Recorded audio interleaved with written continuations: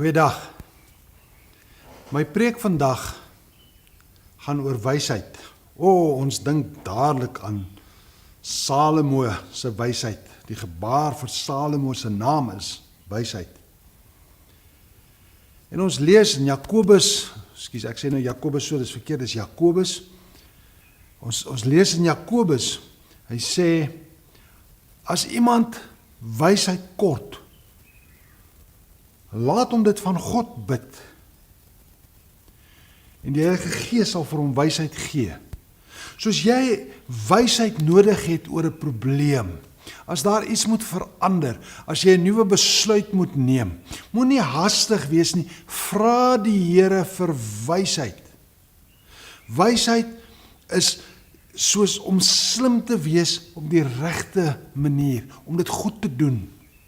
Wysheid begin deur die dien van die Here. So as jy 'n moeilike ding moet besluit, as jy wysheid kort, soek eers die Here in die saak. En die Bybel gee ons 'n mooi voorbeeld in Handelinge 6 vers 1 tot 7. Jy kan dit gaan lees, maar die storie is dit. Die gemeentemense sê, nee man, die apostels, hulle preek, nog mense, en hulle amper so spring, hulle preek op die plek, daai plek, maar wat van die weduwee, wat van die wees, wat van die vrou sonder 'n man, wat arm is, wat van die kind sonder ouers? En nou is die disippels dink mooi, hulle sien kwaad en sê, ja, okay, ons gaan nou nie meer preek, ons gaan nou sorg, want dit is baie belangrik, dat kinders en veral arm vrouens, interessant, né? 'n man moet werk, maar 'n vrou, in daardie tyd veral, sou moeilik kon werk, sy was afhanklik van 'n man wat vir haar sorg. Maar nietemin, nou, gaan hulle toe, en hulle sê, okay, vir ons is dit baie belangrik. Daar is baie mense wat nog nie gered. Ons moet aanhou met die verkondiging. Jesus het gesê, gaan en preek. Hy het gesê, hier Jerusalem, dan Judea, dan Samaria, dan almal. So, ons kan nie dit stop nie. Maar wat nou van die vrouens en die kinders? En hulle bid en hulle vra die Here vir wysheid. En hulle voel gelei en sê, kies 7 manne. Daardie 7 manne, hulle sal verantwoordelikheid neem om hierdie mense te versorg. Hulle sal hierdie mense versorg, hulle sal hier preek, hulle sal hier geestelik kyk dat alles reg gaan, maar ons sal ook gehoorsaam. Sien nie wat gebeur, die kerk is nie of nie. Dis nie ons fokus hierdie mense en ons vergeet, of ons fokus hierdie mense en ons vergeet nie. Dis albei en jy het wysheid nodig. So dis wat gebeur wanneer mense soek die Heilige Gees. Hy sê nie los of vat nie, hy sê, hy leer jou hoe om dit te kan hanteer, sodat alles groei. En een van hierdie 7 mense wat moes kyk na die gemeente in Jerusalem, was juist Stefanus, die eerste man wat met klippe, wat gelei het vir die naam vir Jesus.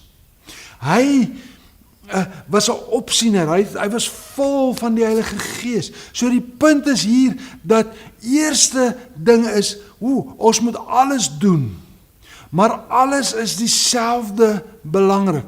Almal nodig die Heilige Gees.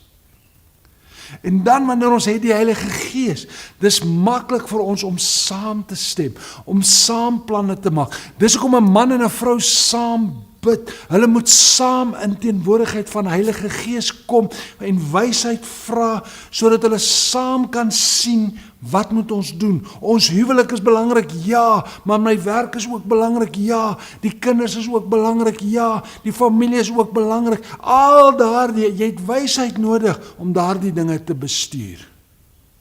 Jy het wysheid nodig om te leef, om veilig te wees, om goed te doen, om te groei. Wysheid is 'n wonderlike ding. Dit het niks te doen met slim of dom nie.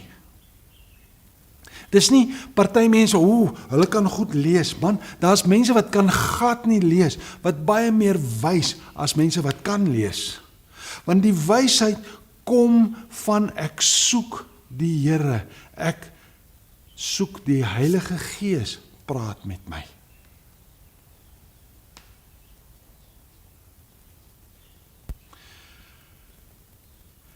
Ons lees ook in Handelinge 6 vers 10.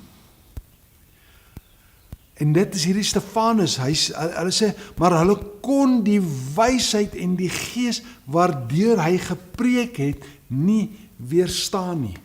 As jy wys leef, as jy wysheid praat, as jy praat oor die Here en jou lewe getuig, jou woord en jou doen pas, en die Heilige Gees krag in jou, mense kan nie vlug nie. Mense hulle soek nog van daardie, want mense het behoefte, waarheid en wysheid. Dom mense, mense wat kies, ek wil nie vir God hê, hulle is die mense wat bedreig voel. Mense sonder die Heilige Gees, hulle word bang. Die Fariseërs, slim mense, maar sonder wysheid. Hulle is baie slim, maar nou kom Stefanus en hy preek, en hulle sien, hulle kan nie teen, en die mense hou van wat hy praat, hulle kan nie teen, hulle voel, hierdie man verander ons is nou nie meer die belangrikste mense, hy sê, Jesus is belangriker as ons. Nou hulle voel, ek is nie meer die beste nie. Hulle is die soort mense, wat wysheid stenig. Maar ek en jy moet ons verneder voor die Here en sê, ek nodig wysheid. Wat beteken dit? Ek nodig die Heilige Gees om my te praat oor elke saak. Maklik, lig, moeilik, swaar, maak nie saak. Ek soek die Heilige Gees om vir my te leer. Wysheid is rein, dit soek vrede, dis vriendelik, dis vol barmhartigheid, goeie vrugte en nie vals nie. Dit lees ons in Jakobus 3 vers 17. Hoe kry ek daar die wysheid? Jakobus 1 vers 5, hy sê, as jy iemand kort wysheid, laat hom dit van God bid, en hy sal dit vir hom gee. Jy kort wysheid, bid by die Here. Maar hier is 'n tweede deel aan hierdie verduideliking van môre. Jy soek wysheid, vra die Here. Salomo het gevra die Here vir wysheid en dit gekry. Maar dis 'n waarskuwing. Jy kan wysheid verloor.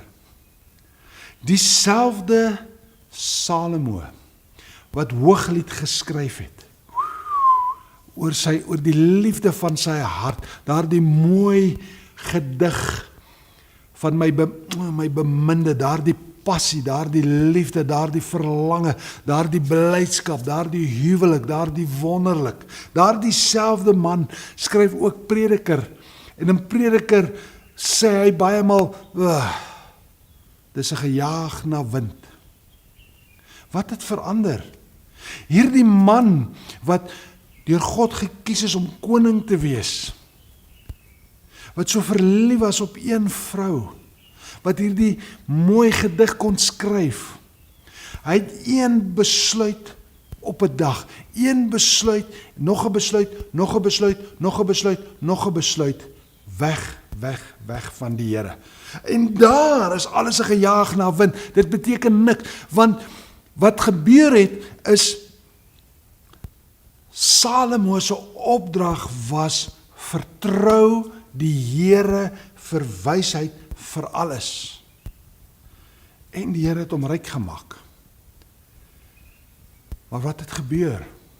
Nou maak hy besigheid met ander lande se konings. Want hy Hy vergeet, die Here is sy veiligheid. Hy dink, as ek maak besigheid met daardie koning, dan hulle sal nie aanval vir my nie. Daardie koning. En so gebeur dit, dat hy 1000 vrouens, 700 vrouens en 300 byvrouens het.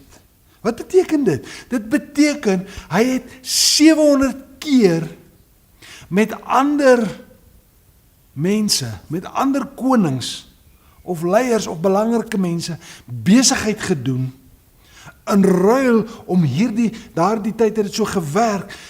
Ek sal vir jou gee van my rykdom, ek sal jou beskerm, jy mag nie oorlog maak teen my, die bewys, jy gee vir my jou dogter in die huwelik. Dit was nie God se wy nie, dit was die wêreldse manier van doen. En nou 700 keer is dit asof Salomo 'n kontrak teken, terwyl hy klare belofte van God het. Hy het nie nodig om sy veiligheid, sy voorsiening, sy sorg by die ander te kry nie, maar hy doen dit. En die moeilikheid met dit is, elkeen van daardie vrouens wat hy gevat het, hulle het voorwaardes gehad. Ja, onthou, ek kom van hierdie land, daardie land, ons aanbid iemand anders, nie jou God, ons het ons eie God. En so gebeur dit, kry die prentjie, Salomo staan by sy paleis en hy kyk oos. Man, daardie wat die berg van die Here was, is nou die plek waar die pilare en die afgode en al die sonde dinge, die altare offer aan die afgode. Sy vrouens is toegelaat om daar, waar die berg van die Here was, daar te gaan offer aan hulle rubbish, vuil afgode. Hulle is toegelaat om kinders te offer, want dit was deel van die transaksie. Dit was deel van die besigheid. En dan is daar die 300 byvroue. Wat is 'n byvrou? 'n Byvrou is iemand, daar's nie 'n kontrak nie. Sy is nie deel van die 700, kom ons noem dit, besigheidstransaksies nie. Daardie is soos, ek is die koning, ek is belangrik, ek het baie geld, ek is die baas, nou sien hy 'n mooi meisie. Roep haar, ek wil met haar seks hê. Nou, omdat hy nou eenmaal met haar seks gehad het, moet hy vir haar sorg. En sy word 'n byvrou. Sy het nie dieselfde voordele nie. Vandag, die naby wat ons dit kan verduidelik, is seker soos pornografie. Pornografie, ek blaai om na die volgende meisie. Ek ken haar nie, ek betaal haar nie, ek skuld haar niks nie. Maar wat ek vergeet is, elke keer wat ek omblaai, elke keer wat ek met hierdie 700 vrouens en hierdie 300 byvrouens te doen het, is ek besig met 'n kontrak met die duiwel homself. En dis hoe jy wysheid verloor, omdat jy een kompromie, dis 'n moeilike woord vir dowes, eenmaal, nog 'n keer, ek nog dien die Here, maar hierdie, jammer ek moet dit doen. Maar jy verloor wysheid, een kompromie, een besluit op 'n slag, en skielik op 'n dag is al daai te veel. Wat gebeur na Salomo? Die koninkryk bars in twee.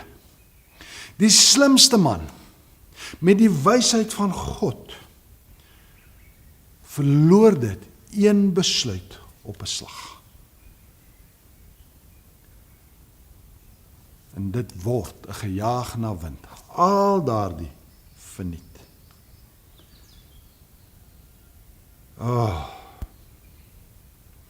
Hierdie laat my wonder, hoeveel maal het jy en ek al 'n kontrak met die duiwel geteken? Hoeveel maal het ons waarheid en wysheid geruil vir die leuen en dwaasheid? Hoeveel maal het ek maar gesê, ag, dis oké, dis nie so erg nie. Ek kan maar bietjie steel, ek kan maar bietjie blaai, ek kan maar bietjie kyk. Ek kan maar bietjie. Dis al daardie bietjies wat skielik op 'n dag by mekaar en jy verloor alles. Nee. Vandag is die boodskap: herstel in wysheid. Here, ek bely dat ek ook gekompromieer het, dat ek ook foute gemaak het, dat ek ook my veiligheid en my sekuriteit en my rykdom in die wêreld met deals gaan soek het. Vandag wil ek daardie bely as sonde en wil ek opnuut vir U vra, Here, deur U Gees, gee vir my wysheid. Die wysheid om my sonde te bely en te sê, Here, ek is jammer, was my skoon. Die wysheid om te vra vir veiligheid, vir beskerming, vir voorsiening by U en nie op ander staat te maak nie. Dis die begin van die wysheid, om U te dien. Here, ek wil U opnuut dien, sodat U Heilige Gees, U wysheid, my lewe bepaal. In Jesus naam. Amen. Sien jou volgende week.